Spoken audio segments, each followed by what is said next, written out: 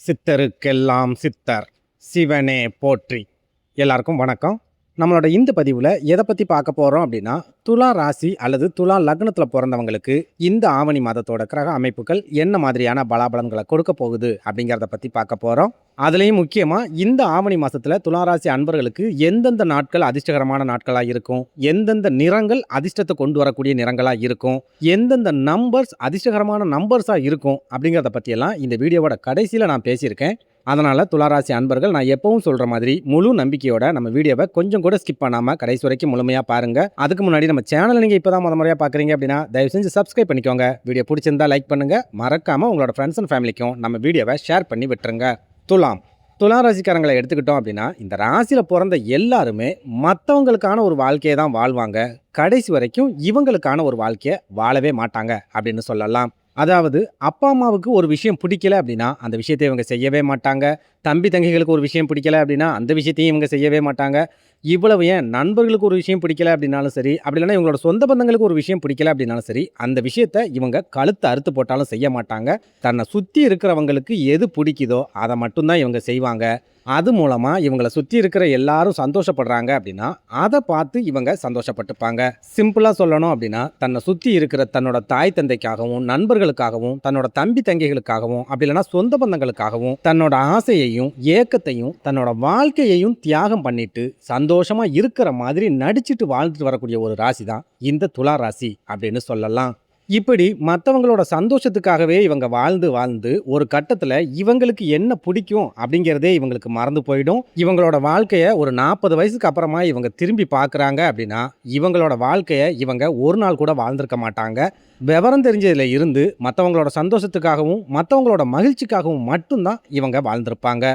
சுருக்கமாக சொல்லணும் அப்படின்னா, மற்றவங்களை சந்தோஷப்படுத்தி பார்க்குறதுல சந்தோஷமாக வச்சுக்கிறதுல மகிழ்ச்சி அடையக்கூடிய ஒரே ராசி இந்த துலா ராசி அப்படின்னு சொல்லலாம். இன்னும் சொல்லப்போனால் துலா ராசியில் பிறந்த பெண்களெல்லாம் எடுத்துக்கிட்டோம் அப்படின்னா தன்னோட குடும்பத்துக்காகவும் தன்னோட அண்ணன் தம்பிகளுக்காகவும் தன்னோட வாழ்க்கையவே தியாகம் பண்ணியிருப்பாங்க. நிறைய விஷயங்களை விட்டு கொடுத்துருப்பாங்க. அதுவே திருமணத்துக்கு அப்புறமான வாழ்க்கையை எடுத்துக்கிட்டோம் அப்படின்னா இவங்க அவங்களோட குழந்தைகளுக்காக எல்லா விஷயத்தையும் விட்டு கொடுத்துட்டு இருப்பாங்க. அவங்களோட வாழ்க்கை துணைக்காகவும் எல்லா விஷயத்தையும் விட்டு கொடுத்துட்டு இருப்பாங்க. ஒரு சில துலா ராசி அன்பர்கள் திருமணத்துக்கு அப்புறமா கூட தன்னோட தாய் தந்தைக்காக ஒரு சில விஷயங்களை தியாகம் பண்ணிட்டு ஒரு தியாக வாழ்க்கையை தான் வாழ்ந்துட்டு இருப்பாங்க அப்படின்னு சொல்லலாம். இப்படி பிறந்ததுல இருந்து இப்போ வரைக்கும் இந்த நொடி வரைக்குமே ஒரு தியாக வாழ்க்கையை வாழ்ந்துட்டு வரக்கூடிய துலா ராசிக்காரங்க இந்த ஆவணி மாசத்துல என்ன மாதிரியான ஒரு வாழ்க்கையை வாழணும் அப்படின்னு கேட்டிங்கன்னா, இந்த மாசத்தை பொறுத்த வரைக்கும் துலா ராசிக்காரங்க பொது நலமா யோசிக்கிறத விட்டுட்டு மற்றவங்களை பற்றி யோசிக்கிறத விட்டுட்டு சுயநலமாக யோசிக்க வேண்டிய ஒரு மாதமாக இருக்குது. சுயநலமாக நீங்கள் யோசிக்கும் போது உங்களுக்கு வளர்ச்சியை கொடுக்கக்கூடிய ஒரு மாதமாக இருக்குது. உங்களோட குடும்பம், குழந்தைகள், வாழ்க்கை துணை, உங்களோட அண்ணன் தம்பி இவங்க எல்லாரையுமே ஒரு ஓரமாக வச்சுட்டு உங்கள் வாழ்க்கையை பற்றி மட்டுமே நீங்கள் யோசிக்க வேண்டிய ஒரு மாதமாக இந்த ஆவணி மாதம் இருக்குது. உங்களுக்கு என்ன தேவை, உங்களோட அடுத்த கட்ட நடவடிக்கை என்ன, உங்களோட அடுத்த டார்கெட் என்ன அப்படிங்கிறத பற்றி மட்டுமே நீங்கள் யோசிக்க வேண்டிய ஒரு மாதமாக இந்த ஆவணி மாதம் இருக்குது. இன்னும் சொல்லப்போனால் இந்த உறவுகள் எல்லாத்தையுமே ஒரு ஓரமாக தள்ளி வச்சுட்டு உங்களோட வாழ்க்கையை பற்றியும் உங்கள் எதிர்காலத்தை பற்றியும் மட்டும் நீங்கள் யோசிச்சிங்க அப்படின்னா இந்த ஆவணி மாதம் துலா ராசி அன்பர்களுக்கு ரொம்ப ரொம்ப அதிர்ஷ்டகரமான ஒரு மாதமாக இருக்கும். வாழ்க்கையில் முன்னேற்றத்தை கொண்டு வரக்கூடிய ஒரு மாதமாக இருக்கும். மாற்றங்களை கொடுக்கக்கூடிய ஒரு மாதமாக இருக்கும்.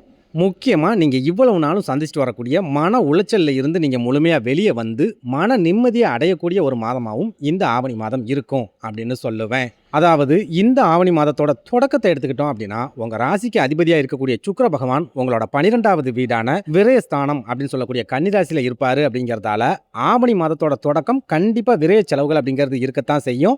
அதே சமயம் சுக்கிர பகவான் உங்கள் ராசியோட அதிபதி அப்படிங்கிறதால சுப விரய செலவுகள் அப்படிங்கிறது கண்டிப்பாக இருக்கும் அப்படின்னு சொல்லுவேன்.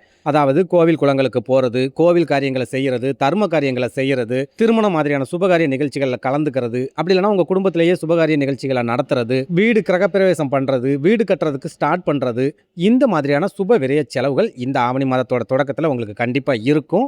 அதே சமயம் ஆவணி 15ஆம் தேதிக்கு அப்புறமா உங்கள் ராசியோட அதிபதியான சுக்கிர பகவான் உங்களோட ஜென்ம ராசியான துலா ராசியிலே வந்து உட்கார்ந்துருவார். அப்படிங்கிறதால மாதத்தோட பிற்பகுதி துலா ராசி அன்பர்களுக்கு ரொம்ப ரொம்ப சூப்பரான மாற்றங்களை கொடுக்கக்கூடிய ஒரு மாதமாக இருக்க போகுது. பணம் ஏதாவது ஒரு வழியில் உங்கள் கைகளில் வந்து பொருளும். சுக்கிர பகவான் ஆசியால் பணம் பொருளக்கூடிய ஒரு காலகட்டமாக ஆவணி மாதத்தோட பிற்பகுதி இருக்கும். நீங்க உத்தியோகத்துல இருந்தாலும் சரி, அப்படி இல்லன்னா சொந்த தொழில் செஞ்சுக்கிட்டு இருந்தாலும் சரி, ஆவணி மாதத்தோட பிற்பகுதி நீங்க ஓடிக்கிட்டே இருக்கக்கூடிய ஒரு காலகட்டமா இருக்கும். ரொம்ப எனர்ஜியோட ஓடப் போறீங்க. அதுலயும் முக்கியமா உங்க ராசியோட அதிபதி உங்க ஜென்ம ராசியில வந்து உட்காரக்கூடிய இந்த காலகட்டம் ரொம்ப பெரிய அளவுல மாற்றங்கள் உங்க மனசுக்குள்ளேயே நடக்கும். ரொம்ப ஆக்டிவா இருப்பீங்க. ரொம்ப எனர்ஜெட்டிக்கா இருப்பீங்க. சோர்வு, சோம்பேறித்தனம், சோம்பல் இந்த மாதிரியான பிரச்சனைகள் மாதத்தோட பிற்பகுதியில இருக்காது. எந்த ஒரு வேலையா இருந்தாலும் சரி, ரொம்ப இன்ட்ரெஸ்ட் எடுத்து செய்வீங்க. அந்த வேலைகள முடிச்சு குடுத்துட்டு தான் மறு வேலை பார்ப்பீங்க. அது மூலமா வருமானமும் இந்த மாதத்தோட பிற்பகுதியில ரொம்பவே சூப்பரா இருக்கும். நீங்க எதிர்பார்க்கறதுக்கும் மேல பணவரவு சிறப்பாவே இருக்கும். அதுல மாற்று கருத்தே கிடையாது. அதுவே சொந்த தொழில் செய்யக்கூடிய துளாராசிக்காரங்கள எடுத்துக்கிட்டோம் அப்படின்னா, இந்த மாதத்தோட பிற்பகுதி நீங்க என்ன தொழில் செஞ்சுக்கிட்டு இருந்தாலும் சரி, எந்த தொழிலா இருந்தாலும் சரி, ரொம்ப பெரிய அளவுல சூடு பிடிக்கும், அனல் பறக்கும் அப்படின்னு சொல்லுவேன். அது மூலமா பண வரவும் ரொம்பவே சிறப்பான முறையில இருக்கும். என்ன ஒண்ணு உங்களுக்கு அலைச்சல் அதிகமா இருக்கும், ஓட்டங்கள் அதிகமா இருக்கும், ரெஸ்ட் அப்படிங்கிறது கம்மியா இருக்கும். ஆனாலும் சுக்கிர பகவான் உங்களோட ஜென்ம ராசியிலேயே இருப்பாரு அப்படிங்கிறதால, இந்த மாதிரியான விஷயங்கள ரொம்ப ஈஸியா நீங்க ஹேண்டில் பண்ணிப்பீங்க. ரொம்ப எனர்ஜெட்டிக்கா நீங்க ஓடிக்கிட்டே இருப்பீங்க. அது மூலமா பண வரவும் சிறப்பாவே இருக்கும்.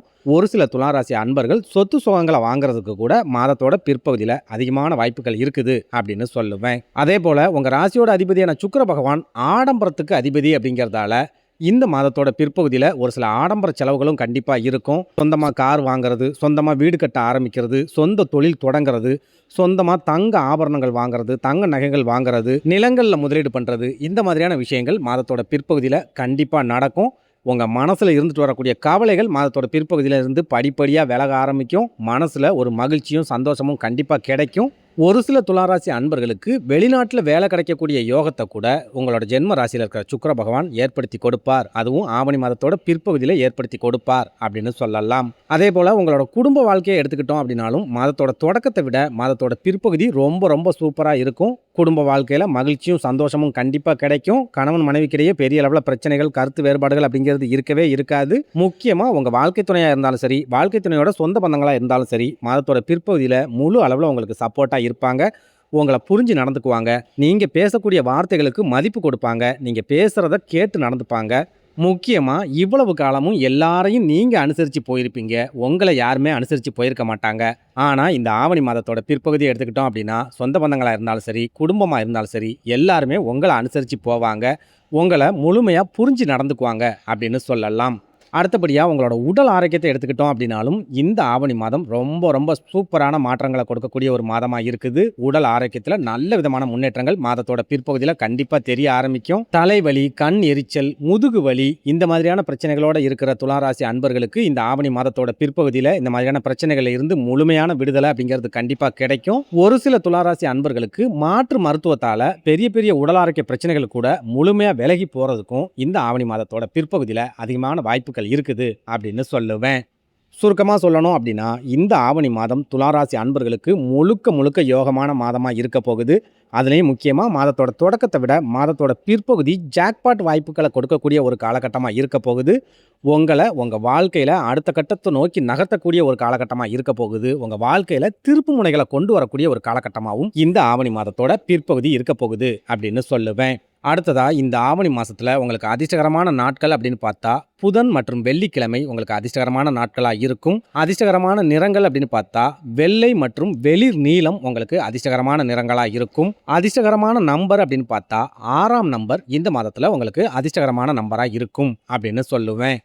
நன்றி, வணக்கம்.